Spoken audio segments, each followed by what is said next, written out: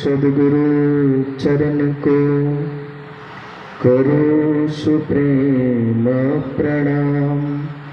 अशुभ हरन मंगल करन धनी श्रीदेव चंद्र जी नाम।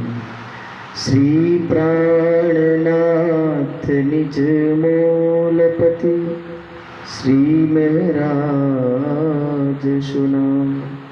तेज कुंवर श्यामा युगल को पल पल करो प्रणाम।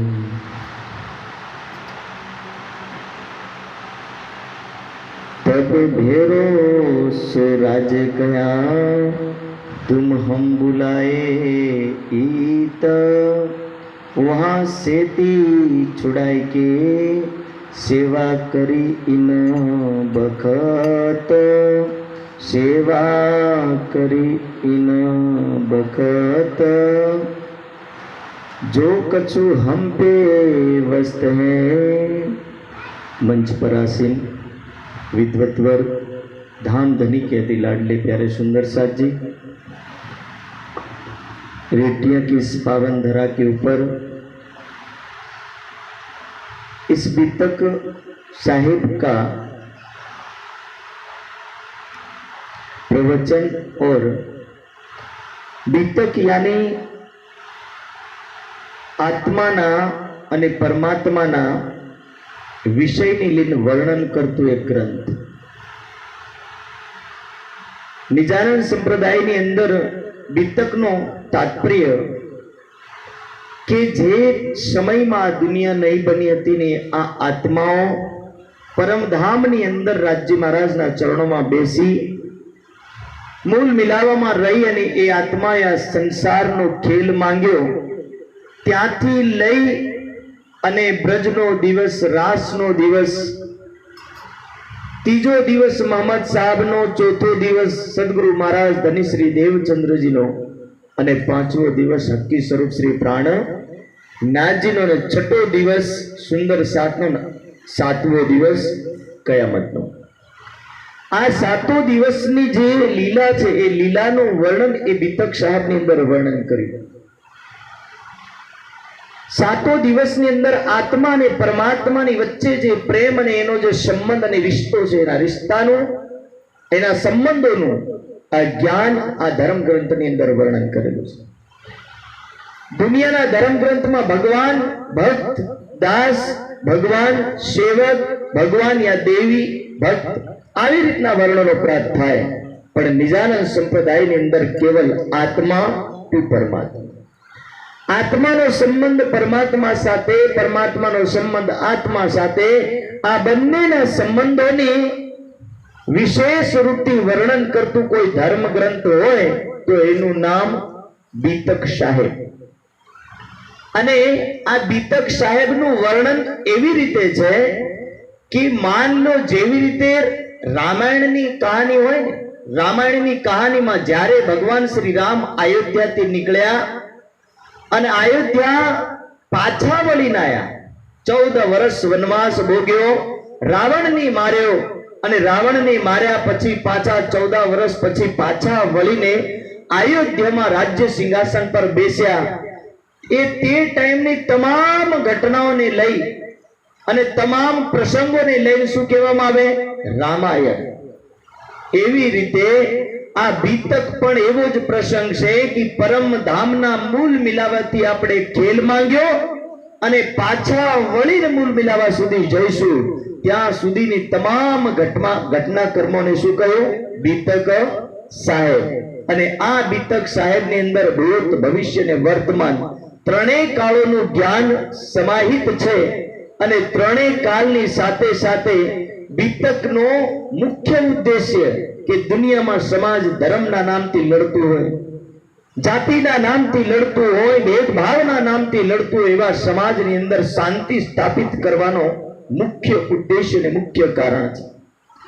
નિજાનંદ સંપ્રદાય જાતિવાદ ધર્મવાદ દેશવાદ પ્રાંતવાદ આ તમામ વાદોથી છોડાવી અને કેવલ આત્માના રાસ્તે લઈ જાય એવી વાતો કરે કે તમામ રાસ્તોથી એક રાસ્તા પર લઈ જવા વાળું કોઈ ધર્મ ગ્રંથ હોય તો એ નિજાનંદ સંપ્રદાયનો ધર્મ કહેવાય. અને એ બીતકની અંદર વર્ણન આવ્યું કે વિરોધ સારી વિશ્વ કા ભાગત ઇન બીતક, કે વિરોધ જે છે, શાનો વિરોધ? કે મતપંથોનો, વિચારધારાઓનો, એ તમામ વિચારધારાઓને એક સાથે કરવા માટે આ સમુદ્રને જેમ છે. એવું કે ને, હજારો નદીઓ સમુદ્રમાં આવીને મળે, સમુદ્ર તમામ નદીઓનું જળ એની અંદર સમાહિત કરે ને તમામના સંબંધોને જાળવે. એવી રીતે આ પરમાત્મા હર દૈવિક શક્તિના સંબંધોને જાળવતો પુરુષ છે. અને હર દૈવિક શક્તિ એ પરમાત્મા થકી આ દુનિયામાં નકળી અને આ દુનિયામાં આવી. એટલે એ પરબ્રહ્મ મૂળ છે. અને મૂળની ઓળખ કરાવવા માટે નિજાનંદ સંપ્રદાયનું આ બીતક સાહેબનું જ્ઞાન હર માનવની, માનવ સાથે જોડવાનો સંબંધ, આત્મા સાથે જોડવાનો સંબંધ, પરમાત્મા સાથે જોડવાના સંબંધનું જ્ઞાન કરાવતું કોઈ ધર્મ ગ્રંથ, તો એનું નામ બીતક સાહેબ. તો આ બીતક સાહેબ નિજાનંદ સંપ્રદાયનું વ્યક્તિના અંદરના ક્લેશ, વ્યક્તિના દુર્ગુણો, વ્યક્તિના પાપો, જે કઈ વ્યક્તિની અંદર કમીઓ છે, એ વ્યક્તિને પવિત્ર કરીને આત્માવત કરે છે. અને એ આત્માવત કરતો જે પ્રસંગો છે બીતકના, એ પ્રસંગોમાંથી એક પ્રસંગ હું લઉં છું અહીંયા. અને એ પ્રસંગમાં એક પ્રસંગ છે સાહેબ, કે જ્યારે શ્રીજી સાહેબ અબાસી બંદર પધાર્યા. અબાસી બંદરની અંદર એક શેઠ છે, શેઠનું નામ છે ભૈરવ શેઠ. એવો શેઠ જેના શેઠના વિષયમાં વર્ણન કર્યું કે હર વસ્તુ જબરજસ્ત પ્રયોગ કરે. એ પછી શરાબ પીવો હોય કે માંસ ખાવો હોય કે મચ્છી ખાવી હોય કે અંડા ખાવા હોય, ગમે તે કાર્ય કરવું હોય, એ તમામ કાર્યોમાં અગ્રગણી થઈને રહે છે. અને એવા શેઠની ત્યાં જ્યારે શ્રીજી સાહેબ પધાર્યા, ત્યારે શેઠને કહ્યું કે શેઠ, हम आपके दरवाजे पे आए हैं आपको कुछ देने के लिए, क्योंकि आपने हमारे सुंदर साथ को बंदी से छुड़वाया है.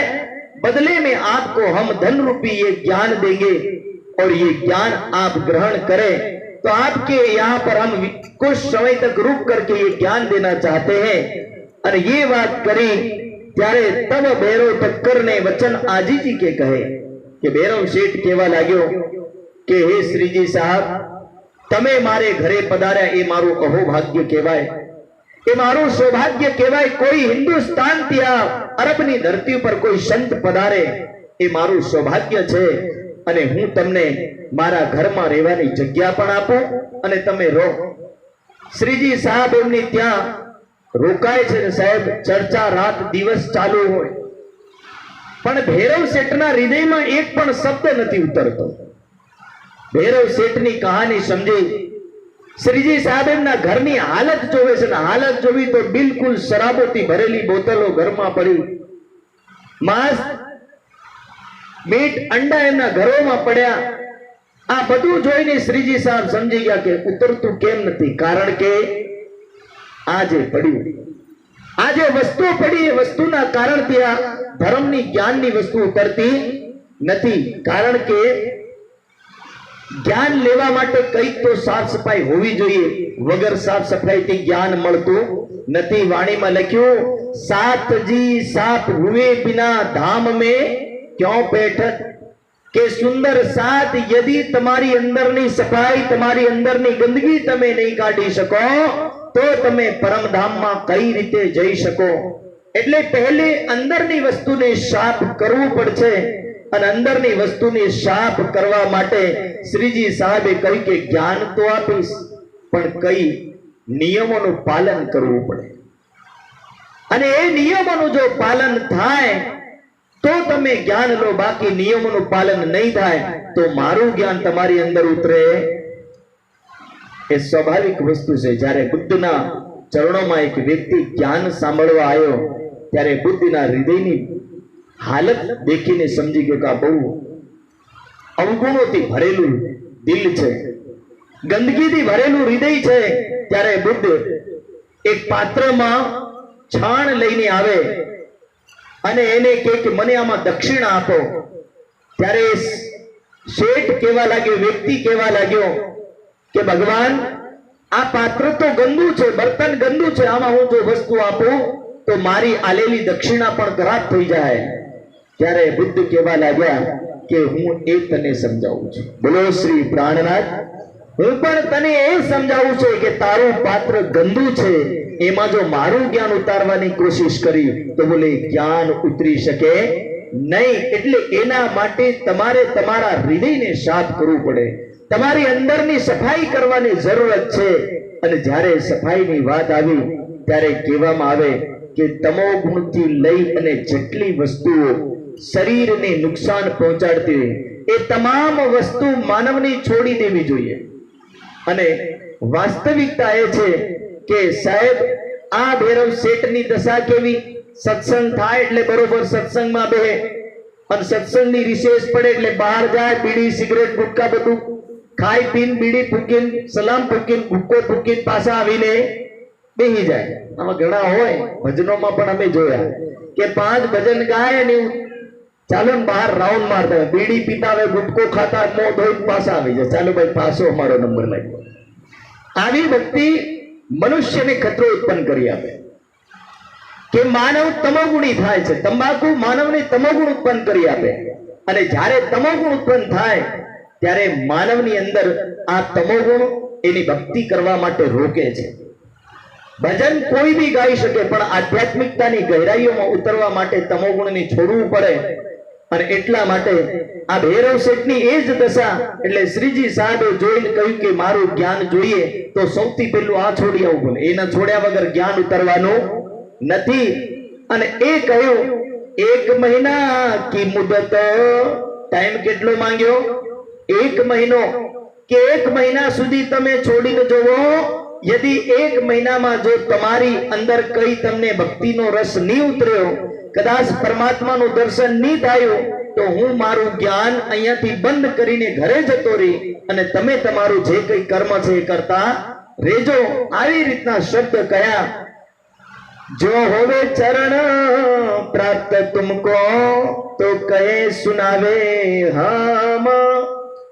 શ્રીજી સાહેબ કહેવા લાગ્યા કે યદિ પરમાત્માના ચરણ તમને પ્રાપ્ત થાય, પરમાત્માનું દર્શન થાય, તો હું તમને આગળ જ્ઞાન સંભળાવીશ, વરના હું આ જ્ઞાન નહીં સંભળાવું. તબ અપના પरहेજ તોડ્યો. તો કે તમે જે હું વ્રત લેવાડું છું એ વ્રત તોડ દેજો, અને જે ખાવ એ ખાવાનું शुरू कर देजो. हम जावे अपने घरों तुम रहो मगन माया में. कि हम अपने घर चले जाएंगे और तमे तुम्हारी माया में सहजे भोगवजो सुख. કે તમે તમારી માયામાં ખુશ રહેજો. અને એના માટે નિયમ બનાવ્યો છે. નિયમ શું બનાવ્યો? પીવના તમાકુ છોડ દેવો. પહેલો નિયમ બનાવ્યો કે શું છોડવો? તે કે તંબાકુ. એ તંબાકુમાં ઘણા બધા અલગ અલગ હોય. 335 પણ આવે, વિમલ પણ આવે, બરોબર. જે જે તમે ખાવ એ તમામ વસ્તુ એમાં આવી જાય. તંબાકુ જે વસ્તુની અંદર પડી એ વિમલ હોય, પડીકી હોય, ઝટપટ હોય, ગમે તે વસ્તુ હોય, એ તમામ વસ્તુની અંદર જેમાં તમાકુ છે એ તમામ તંબાકુ અને નશીલી વસ્તુને સૌથી પહેલા શ્રીજી સાહેબ છોડાવે છે. અને નિજાનંદ સંપ્રદાયમાં જે સુંદર સાથ છે એના માટે પણ એ જ નિયમ છે. ભૈરવ શેઠ કોઈ અલગ નથી. ભૈરવ શેઠ આપણી જેમ ચર્ચા સાંભળવા બેઠેલો એક શેઠ છે, એક વ્યક્તિ છે, પણ શ્રીજી સાહેબ એમને જ્ઞાનના માધ્યમથી સમજાવે કે શેઠ આનાથી તમારા હૃદયની અંદર પરમાત્માનો વાસ નહીં થાય. એટલે ભૈરવ શેઠને એ સમજાવે અને એની એ જ કહાની બીતક કોના માટે? સુંદર સાથ માટે. પિછલે સાથ એ વાણી કહી કે આ કોના માટે વાણી આવી? તો કે પાછળના તમામ સુંદર સાથ માટે વાણી આવી. એના માટે આ ભૈરવ શેઠને કહ્યું કે સૌથી પહેલી તો તમે તંબાકુ છોડો. અને તંબાકુ છોડવાનું કારણ એટલે કે તંબાકુની અંદર જે કઈ ઝેરીલા તત્વો છે એ તત્વો માણસની બુદ્ધિને હરાસ કરતા હોય, નાશ કરતા હોય અને ધીરે ધીરે એનું પતન કરતા હોય.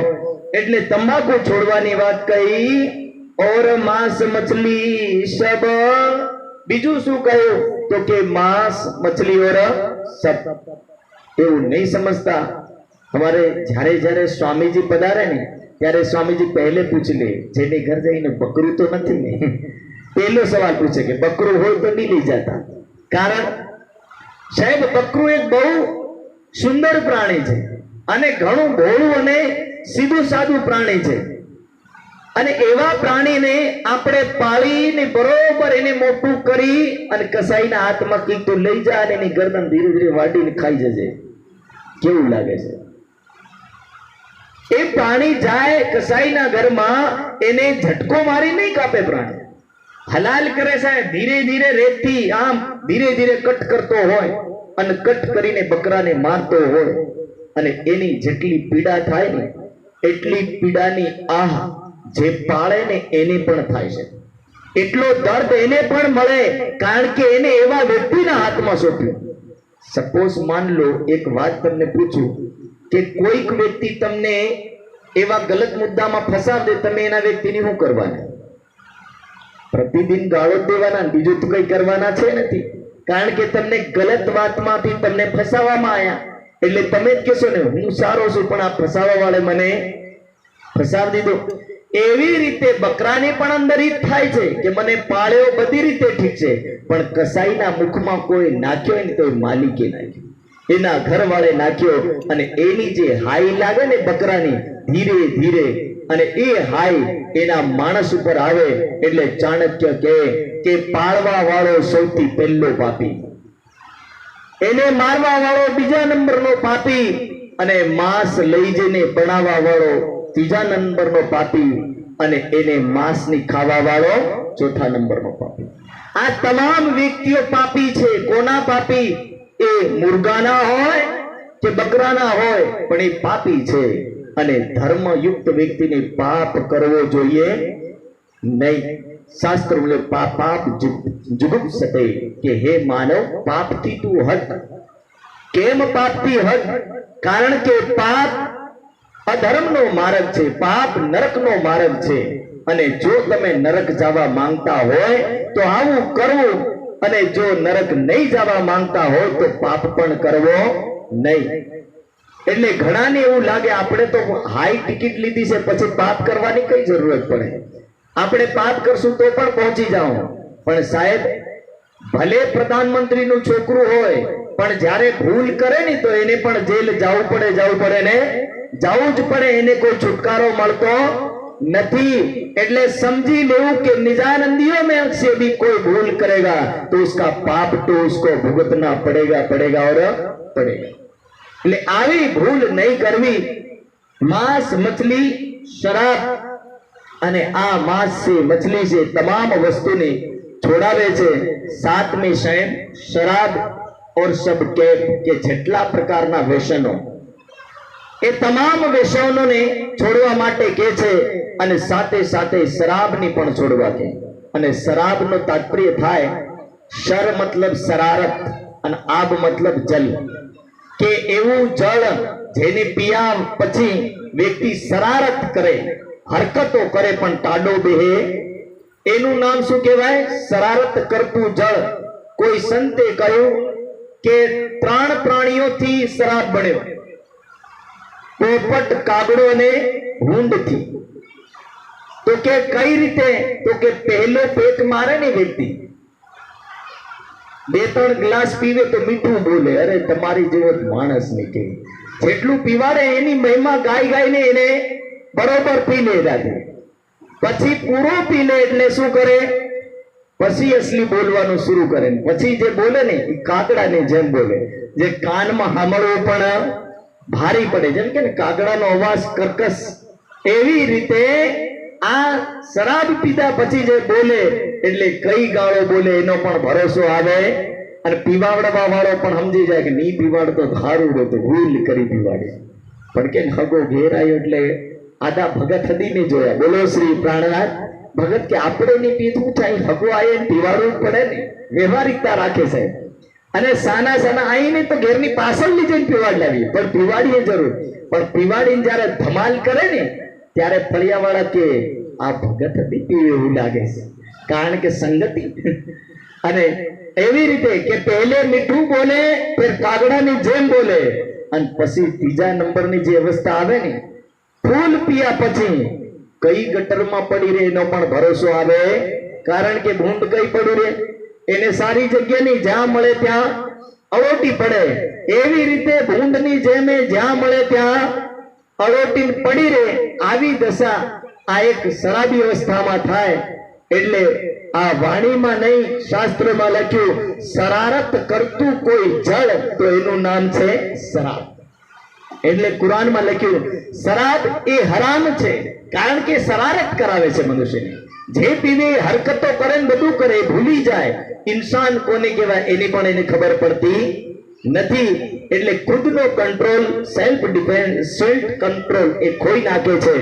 અને એટલા માટે शराब और सब के साहब जितना शराब और सब के परदारा चोरी ना कर. અને અંતિમ ચરણમાં કહ્યું પરદારા એટલે કે પર સ્ત્રી, પર પુરુષ. સ્ત્રી હોય તો પુરુષ માટે અને પુરુષ હોય તો સ્ત્રી માટે જે ભાવ દિલમાં રાખવા જોઈએ. સ્ત્રી હર પુરુષને એમના પતિને છોડીને બીજા પતિ તરફ એની દૃષ્ટિકોણને એવી રીતે રાખે કે ભાઈ, જેઠ, સસુર કે દેવરની દૃષ્ટિથી દેખે, પણ કોઈ ગલત દૃષ્ટિથી ના દેખે. એટલે એનું પરદારા કે પરદ્રવ્ય, પરદારા કે બીજાની સ્ત્રીને બહેન કે માતા કે પુત્રી તરીકે માને. અને આવો ભાવ હૃદયમાં હોવો જોઈએ. તો કે એક સુંદર સાતની દૃષ્ટિ કેવી, તો કે પવિત્ર દૃષ્ટિ હોવી જોઈએ, ભૂંડ જેવી નહીં. આમાં એક પ્રસંગ આવે છે દિલ્હીના દરબારની અંદર. કયામતના 7 નિશાનોમાં લખ્યું કે જ્યારે કળિયુગનો માનવી હશે ત્યારે એની દૃષ્ટિ બિલકુલ ખરાબ થશે. એની દૃષ્ટિ સુવર્ણને જેમ થઈ જશે. એટલે કે ગલત દેખશે પણ સારું દેખી શકે. દુનિયાના દુર્ગુણો, દુનિયાના ગલત કર્મોને દેખશે પણ સારા કર્મોને નહીં દેખી શકે. એટલે વાણીમાં કહ્યું પરદારા ચોરી ના કબ, કે મન, વચન અને કર્મથી ચોરી નહીં કરવી. મનમાં કોઈ વસ્તુને લેવા માટેને વિચારવો નહીં, એ પણ એક પ્રકારની ચોરી છે. અને મનથી જ્યારે જીવા ઉપર નીકળી આવે કે કરું કે નહીં કરવું, આ પણ એક પ્રકારની ચોરી છે. અને પછી કર્યા પછી, વિચાર્યા પછી એને ઉઠાવી લે ત્યારે શારીરિક ચોરી છે. અને આવા બધા કર્મો માટે ધામ ધની શ્રી રાજજી મહારાજ દીપકના માધ્યમથી તમામ સુંદર સાતની સમજાવે કે આ કર્મો કેમ નહીં કરવા જોઈએ. તો કે આહાર શુદ્ધિ, સત્વ શુદ્ધિ, સત્વ શુદ્ધિ, ધ્રુવા શુદ્ધિ. કે જેનો આહાર શુદ્ધ હોય ને એના વ્યક્તિની બુદ્ધિ શુદ્ધ થાય. અને જેની બુદ્ધિ શુદ્ધ થાય એવી બુદ્ધિની અંદર જ્ઞાન ઉતરે. પણ જેની બુદ્ધિ શુદ્ધ નહીં થાય એવી બુદ્ધિમાં જ્ઞાન ઉતારી શકાય નહીં. એટલે જ્ઞાન બુદ્ધિનું માર્જન કરે, બુદ્ધિને સાફ કરે. કેમ? કારણ કે મનુસ્મૃતિમાં મનુ મહારાજ લખે જ્ઞાને બુદ્ધિ શુદ્ધિ હતી, કે તમારી બુદ્ધિની શુદ્ધિ કરવી હોય તો જ્ઞાનની જરૂરત પડે, બાકી એ બુદ્ધિ શુદ્ધ થાય નહીં. એટલે જ્ઞાનની જરૂરત પડે. અને જ્યારે જ્ઞાનની જરૂરત પડે ત્યારે એની બુદ્ધિનું શુદ્ધિકરણ થાય. પણ જ્ઞાન કેવું? તો કે આત્મા માર્ગી જ્ઞાન, આત્મા કલ્યાણી જ્ઞાન. એવું જ્ઞાન નહીં કે સંસારમાં જ્ઞાન પણ અલગ અલગ છે. પાછું શરીર માટેનું પણ જ્ઞાન, રોગો માટેનું પણ જ્ઞાન, અનેક પ્રકારનું જ્ઞાન. પણ જ્ઞાન એવું જ્ઞાન જે મનુષ્યને મનુષ્યનો સંદેશ આપે, મનોભાવનો પાઠ ભણાવે, એવું જ્ઞાન હોવું જોઈએ. અને એવું જ્ઞાન હોય તો એ જ્ઞાન કામ કરે. બધું જ્ઞાન આમાં કામ કરતું નથી. કારણ કે ઘણા એવા પણ દુનિયામાં પડ્યા જે જ્ઞાન લઈને જ્ઞાનનો દુરુપયોગ કરે. ઘણા ડોક્ટરોને જોયા કે જ્યારે એને દિલ્હીમાં એક ડોક્ટર મળ્યો સાહેબ, એને તકરીબન 300 કિડનીઓ વેચી નાખી. જ્ઞાની છે, ડોક્ટરનું જ્ઞાન છે, પણ દુરુપયોગ કરે. એટલે કે જ્ઞાન કેવું? ત્યારે કે મનોભાવનું જ્ઞાન, મનુષ્યતાનું જ્ઞાન હોવું જોઈએ. અને જ્યારે મનુષ્યતાનું જ્ઞાન હશે ત્યારે એ વ્યક્તિ કુકર્મ છોડીને સુકર્મ કરશે, સારા કર્મ કરશે. એ કર્મ એને સાફ કરશે. એટલે બુદ્ધિને સાફ કરવી બહુ જરૂરી. સાહેબ, અંગુલી માલ જ્યારે તમામ લોકોના આંગળા કાપે છે અને 100 લોકોની અંગુળીઓ કાપવાની જે બાધા લીધી, ત્યારે ગૌતમ બુદ્ધના ચરણોમાં અંગુલીમાલ પધાર્યો. 100 નંબર પર ગૌતમ બુદ્ધ એની સામે ગયો અને ગૌતમ બુદ્ધના આંગળા કાપવા દોડ્યો. ત્યારે ગૌતમ બુદ્ધ એને કહે કે હે અંગુલીમાલ, મારા આંગળા તને કાપવા ના નથી કેતો, પણ તું એક કામ કર, આ ઓલા ઝાડની ડાળી છે ને તોડીને લઈ આવ. એટલે અંગુલીમાલ જાય, ઝાડની ડાળી તોડીને લઈને આવે અને લઈને આવે એટલે આપે. પછી થોડીક વારે ગૌતમ બુદ્ધ કે હે અંગુલીમાલ, આ ડાળી પાછો જોડી આવ. અને જ્યારે જોડવા જાય તો ડાળી જોડાતી નથી. એને એ સમજાવે કે તું જેના આંગળા કાપીને લઈ આવ્યો એને પાછો જોડી શકે નહીં. તે જે પાપ કર્યા છે એ પાપ અનંત રૂપમાં છે. તારી બાધા છોડ, એ આત્મા માટે ખતરો છે. તારી બાધાને, આવી બાધાને છોડ જે પાપ રૂપી બાધા છે. કોઈ ધર્મ રૂપી કાર્ય કર, કોઈ સારું કાર્ય કર. અરે લોકોના હૃદયમાં કોઈ દયાના એવા કાર્યો કરો કે તમારી પર દયા કરે, તમારાથી લોકો ઘૃણા કરે, એવું કાર્ય નહીં કરવું.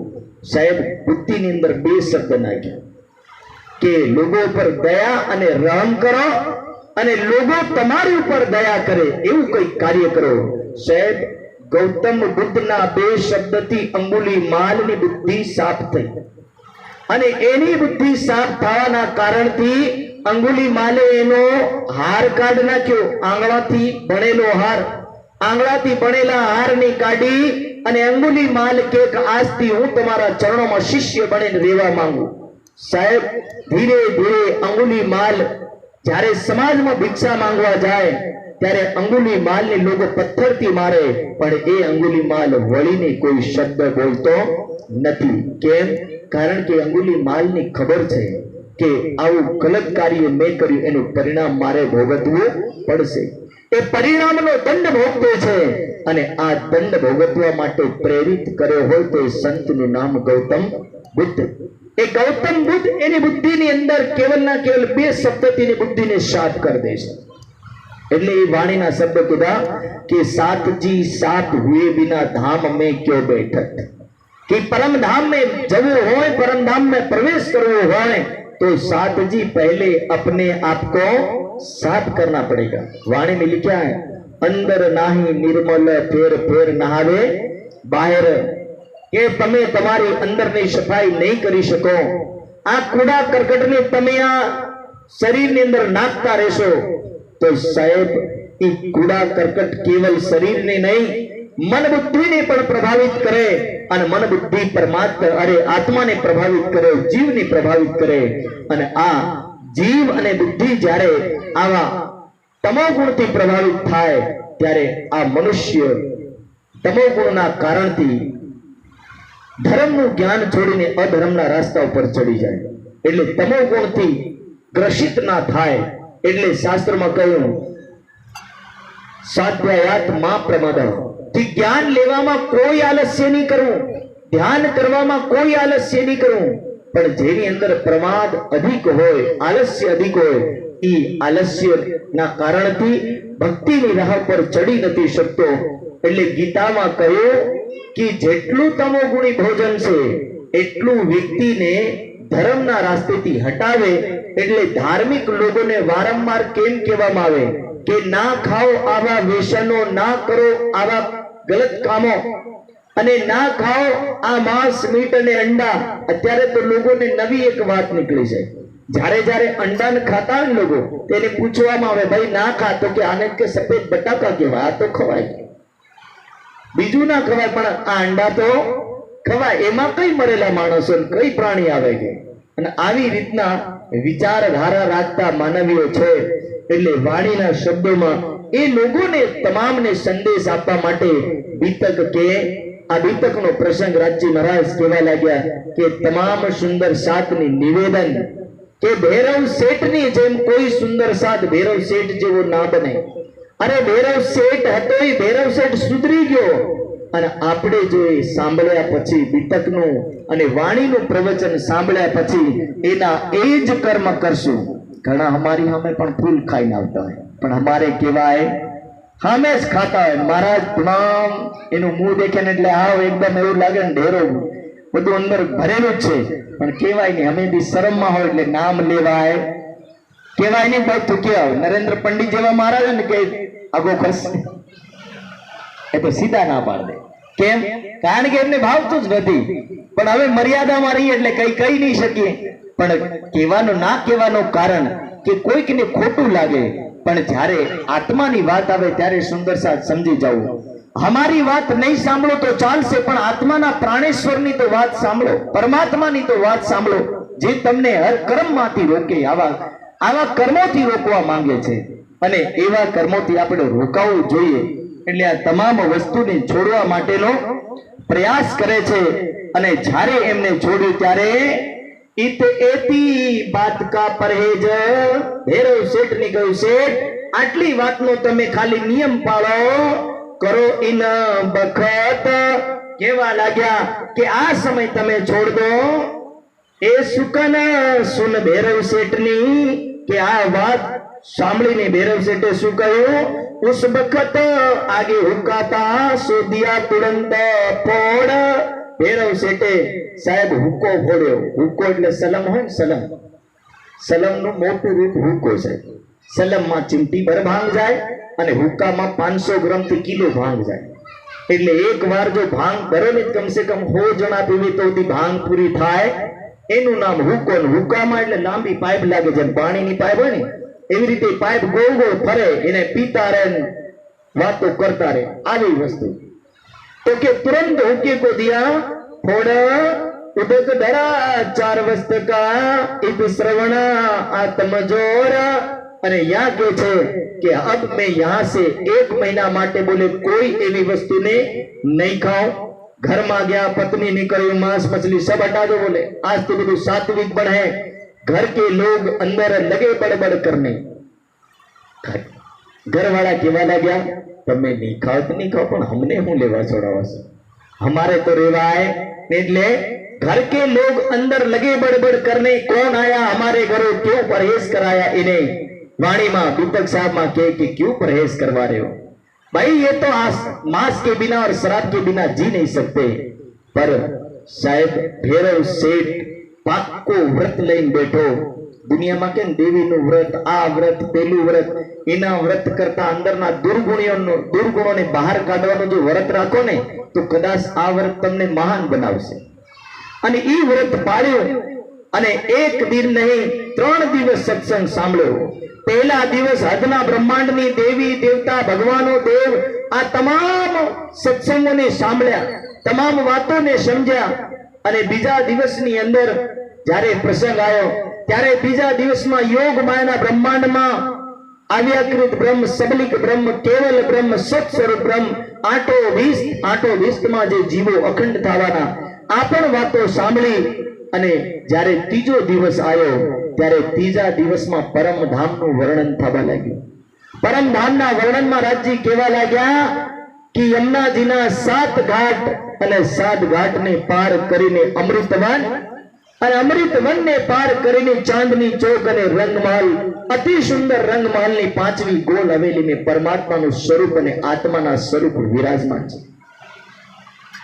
આ આત્મા અને પરમાત્મા જે જગ્યા બેઠા એ એવી પવિત્ર જગા અને એવું પવિત્ર ધામ જેને રંગમહલ કહેવાય. અને આ રંગમહલની 5મી ગોળ હવેલી જેને મૂલ મિલાવા કહેવાય. વાણીમાં લખ્યું સુરતા એકઈ રાખીએ મૂલ મિલાવે माए 7 श्यामाजी 7 जी तले भोम बैठे जाए. कि तमारी सुरता, तमारी आत्मा ने तमे परम धाम ना मूल मिलावમાં રાખો. અને જ્યારે તમારી આત્મા પર આત્મની અંદર જાગૃત થશે ત્યારે વાણીમાં લખ્યું એ મૂળ સ્વરૂપે अपना जाको कहिए पर आत्म सो पर आत्म लेके विलस्य शंखसम. कि परमात्माना आनंदना रसने लेવો હોય तो बोले मूल स्वरूप में जागृत થવું પડશે. અને એને જાગૃત થવા માટે આપણી અંદરની ગંદકીને સાફ કરવું પડશે. ધીરે ધીરે આ ગંદકીને છોડશો તો પવિત્ર પરમધામની અંદર જશો. અને ત્યાં સુધીનું જ્યારે વર્ણન થયું સાહેબ ભૈરવ શેઠ ભરી સભામાં ઉભા થઈ ગયા, સત્સંગમાં ઉભા થયા, પરમધામનું દર્શન થયું, મૂળ મિલાવાનું દર્શન થયું. ભૈરવ શેઠ ક્યાં કરે? मैं जन्म भर को छोड़िया. कहने लगे कि मैं 1 दिवस 2 दिवस माटे नहीं, जन्म भर के लिए छोड़िया, पत्नी माता पर हाथ दिन देगी आ हूं किया के अरे मैं समझू महीना आदि छोड़्यो होय आ तो कईरा जन्म भर को छोड़िया तो के कारण એટલું કે મને જો 3 દિવસમાં પરમાત્માના દર્શન થઈ શકતા હોય તો આનાથી મોટી કોઈ ઉપલબ્ધિ જોતી નથી, આનાથી કોઈ વધારે જોતું નથી. અને સાહેબ 3 દિવસમાં એમને પરમાત્માનું દર્શન થયું, પરમધામનું દર્શન થયું. વસ્ત ભઈ મોહે પ્રાપ્ત માયા માહે ભેદ પાયા કે આ દુનિયાની અંદર મેં પરમાત્માના ભેદની ઓળખી શક્યો, પરમાત્માની ઓળખી શક્યો. આવું ઓળખ્યા પછી મારે આની વસ્તુની છોડવી છે. અને આવી રીતે સાહેબ ભૈરવ શેઠ તમામ વસ્તુને છોડે છે અને જેટલા દુર્વ્યસન છે એ તમામ વસ્તુને છોડે અને જાગૃત થઈ અને નિજાનંદ સંપ્રદાયની અંદર તારતમ લઈને સુંદર સાથ બને. એટલે આ બીતક સાહેબનો પ્રસંગ કે એવું કહેવા માંગે કે ભૈરવ શેઠ જેવા ભૈરવ શેઠ બીતક સાહેબની વાણીના સાનિધ્યમાં આવ્યા પછી, બ્રહ્મ સભામાં બેસ્યા પછી એમને બધા દુર્ગુણો છોડ્યા હોય તો આપણી જેવાને રોજ ઉતારવામાં આવે, રોજ સમજાવવામાં આવે. यदि कोई व्यक्ति दुर्व्यसन करतो હોય, ગલત વ્યસન કરતો હોય તો ધીરે ધીરે છોડ દે. બીતકનો ઉદ્દેશ્ય કેવલ એટલો છે, આત્મા, પરમાત્મા અને અંદરની સફાઈ. આ બીતકનું કારણ છે સમજાવવાનું કે તમે તમારી અંદરની સફાઈ કરો અને સાથે આત્માને ઓળખો, પરમાત્માને ઓળખો ને આત્માને ઘર સુધી પહોંચો. બસ ભક્તિનો માર્ગ એટલો છે. અને એટલા ભક્તિના માર્ગને જે વ્યક્તિ સમજી ગયો, જે વ્યક્તિ જાણી ગયો, સમજ લીજે કે એને બીતક સાંભળી પણ સાંભળે હરોજ પણ ઉતરતું નથી તો સમજ લે બીતક સાંભળવાનો કોઈ મતલબ રહેતો નથી. ભૈરવ શેઠ સુધરી ગયા અને આપણે નહીં સુધરીએ તો એનો કોઈ મતલબ નથી રહેતો. એટલે તમામ સુંદર સાથની આ બીતકની વાણી અને બીતકના પ્રસંગો અને આ વાણીનું જ્ઞાન અને બીતકનું જ્ઞાન આપણી આત્માના કલ્યાણ માટે મળ્યું છે. અને જો આપણે એને આત્માના કલ્યાણ માટે સહી રૂપમાં પ્રયોગ કરશું તો એનો આપણને આનંદ મળશે, એનો આનંદ આવશે. અને હું તો નિશ્ચિત કહું છું કે જ્યારે એક વ્યક્તિ શરાબ પીવાનો છોડે ને ત્યારે મહિનાના વધારની પણ 1000 રૂપિયા બચાવે. દિવસનો 50નો પીતો હોય ને તો 20 દિવસમાં કેટલાનો પી નાખે? 1000માં તો પી નાખે. અને 30 દિવસમાં વધારની પણ 1500નો પીવે. સાહેબ ગામમાં લોકો 1500 રૂપિયામાં આખો મહિનો કાઢ નાખે, આખો મહિનો પાર કરી નાખે, એના મહિનામાં પડી જાય 1500 થી. અને એટલા માટે કે જે દિવસથી વ્યક્તિ શરાબ છોડવાનું શરૂ કરે ને તે દિવસથી એના વધારે ને પણ વર્ષના કમસે કમ 18,000 રૂપિયા બચત થાય અને થાય તો એટલું તો કોઈક જગ્યાએ કામ આવે. ફાલતુમાં પી એને બરબાદ થવું એની કરતા સાહેબ એને છોડી દેવું એ મહાન કાર્ય છે. અને એટલું કરીશું ત્યારે આ બીતકનો આનંદ અને બીતકની આ વસ્તુનો રસ મળશે. એટલે આજના પ્રસંગની અંદર આજે વાણી અને બીતક આપણને સમજાવવા માંગે કે તમામ સુંદર સાથ 8 દિવસ સાંભળે, 7 દિવસ સાંભળે. દુનિયા 10 દિવસ ભક્તિ કરીને ઉપવાસ કરીને બીજે દિવસથી ખાવાનું શરૂ કરી દે, પણ આપણી આ વાણી તમામ સુંદર સાથની કેવલ 10 દિવસની ભક્તિ નથી કરાવતી. જ્યાં સુધી સંસારમાં રહીએ ત્યાં સુધી તમામ દિવસોને લઈ એની ભક્તિ કરવા કે છે. એટલે આ પ્રસંગોને સમજી અને આત્મસાત કરે. આના સાથે હું મારી વાણીને અહીંયા પૂર્ણ કરું છું. બોલો શ્રી પ્રાણનાથ પ્યારે કી જય. ચોપાઈ બોલાવીશું. मैं जन्म भर को छोड़िया ये चारों वस्तु निषेध, वस्त भई मोहे प्राप्त, पाया माया महे भेद, बोलो श्री प्राणनाथ, बोलो श्री सद्गुरु